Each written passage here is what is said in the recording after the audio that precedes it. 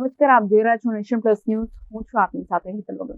છોટાઉદેપુરના પાવી જેતપુરના ભારજ નદી પર બનાવેલ 4 કરોડ રૂપિયાના ખર્ચે બનાવેલ ડાયવર્ઝનનો બીજો ભાગ તૂટી પડતા ખળભળાટ મચ્યો છે.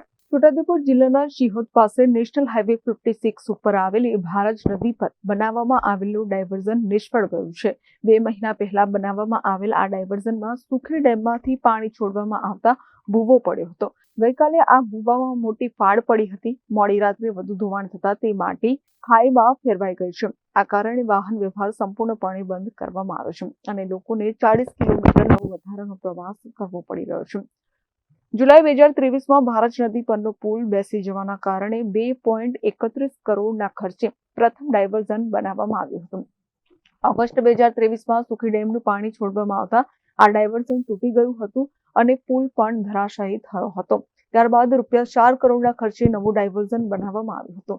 2 મહિના પહેલા જ કાર્યરત કરવામાં આવેલું આ ડાયવર્ઝન પણ સુખી ડેમમાંથી પાણી છોડવાના કારણે ધોવાઈ ગયું છે. આમ કુલ ₹6.31 કરોડનો ખર્ચ છતાં સમસ્યાનું કાયમી સમાધાન થઈ શક્યું નથી.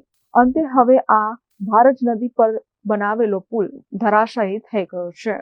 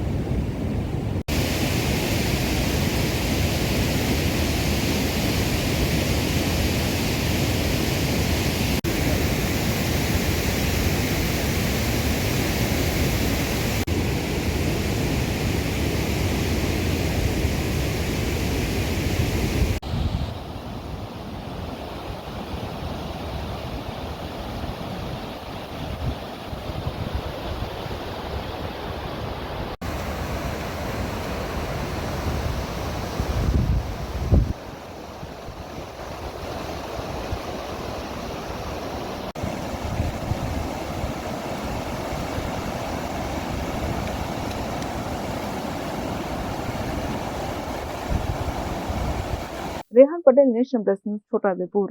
સમાચારોના સતત અપડેટ મેળવવા માટે અમારી નેશન પ્લસ ન્યૂઝની યુટ્યુબ ચેનલને સબસ્ક્રાઇબ કરો, બેલ આઇકન દબાવો અને જોડાયેલા રહો ફેસબુક, ઇન્સ્ટાગ્રામ અને ટ્વિટર પર.